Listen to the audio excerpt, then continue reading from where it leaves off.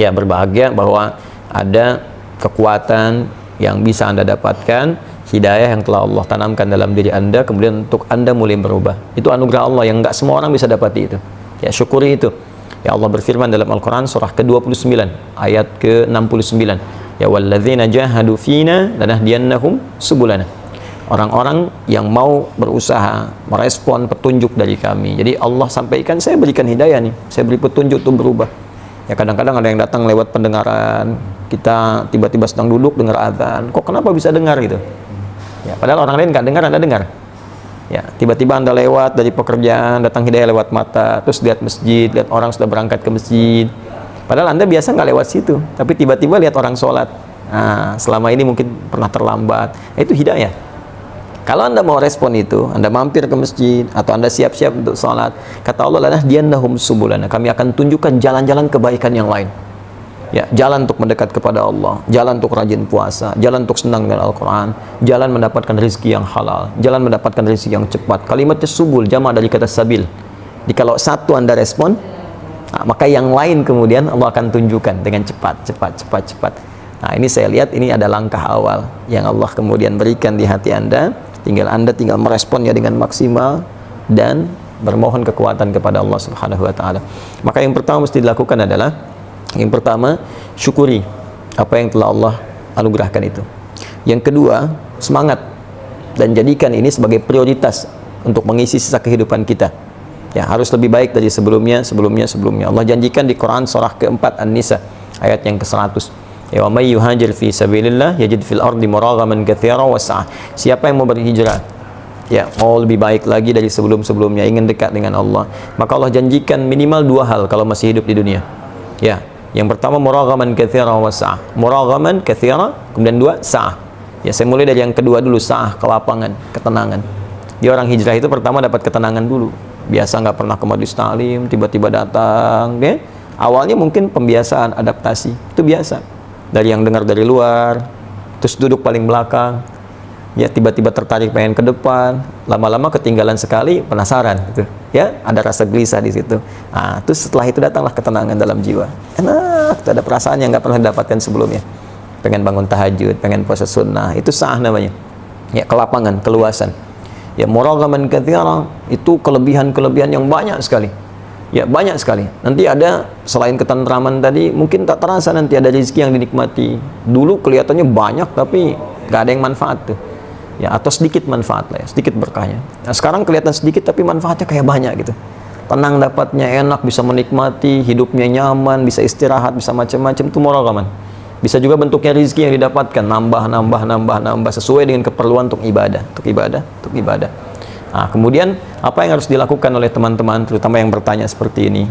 Baik, pertama datangi majelis ilmu. Ya, tidak harus juga datang misalnya langsung ke kami, ke Bekasi di sini. Tidak, teman-teman cari yang terdekat dulu. Ya, yang mungkin bisa memberikan bimbingan lebih baik. Tadi saya lihat di Kalimantan. Ya, di Kalimantan ini Masya Allah, saya kira banyak guru-guru baik. Ada Kiai Haji Muhammad Bakhit, ya saya lihat baik, beliau Masya Allah. Ya, putranya Kiai Haji Ahmad Mughni, ya, dengan Sayyidah Zainab itu Masya Allah, orang baik, orang tawadhu, ya belajar dengan beliau. Ada juga mungkin guru-guru yang lainnya yang kira-kira bisa memberikan bimbingan langkah-langkah awal. Setelah itu, ya coba kunjungi lagi majelis yang lain, atau kalau punya perangkat seperti YouTube bisa dibaca, dilihat, dipelajari.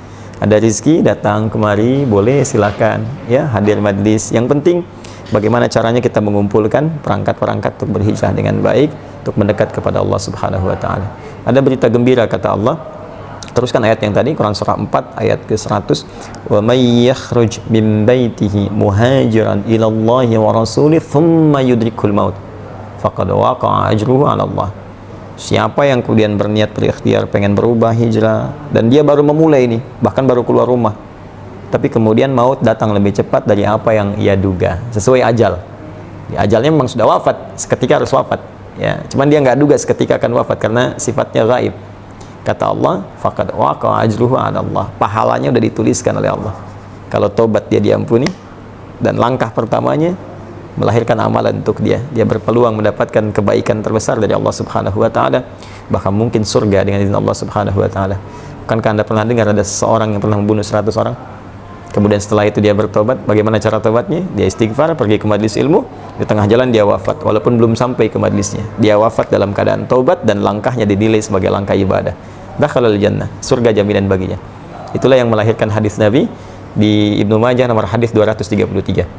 Ya, kata Nabi dari riwayat sahabat Abu Darda radhiyallahu taala anhu, qala Rasulullah sallallahu alaihi wasallam, man salaka tariqan yaltamisu fihi ilma sahhalallahu lahu tariqan ilal jannah. Siapa yang menyiapkan dirinya, berusaha serius menempuh perjalanan ya untuk menuntut pengetahuan, tentunya yang mendekatkan diri kepada Allah, maka setiap langkahnya dihitung memudahkan dia ke surga, meringankan dia ke surga. Ya, wa innal malaikata la tadu ajnihataha ridan li talibil ilmi.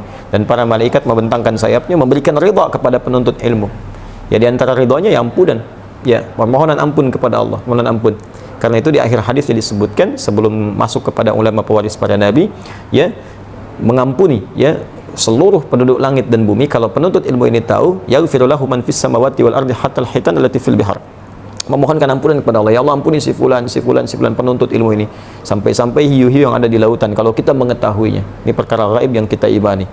Ya, baru kemudian di ujungnya wa innal ulama warathatul anbiya wa innal anbiya la yurithuna dirhaman wala dinaran.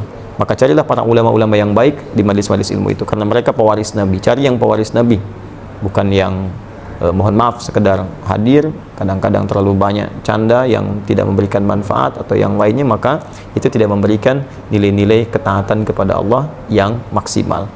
Sekira itu, wallahu taala a'lam bissawab. Assalamualaikum warahmatullahi wabarakatuh.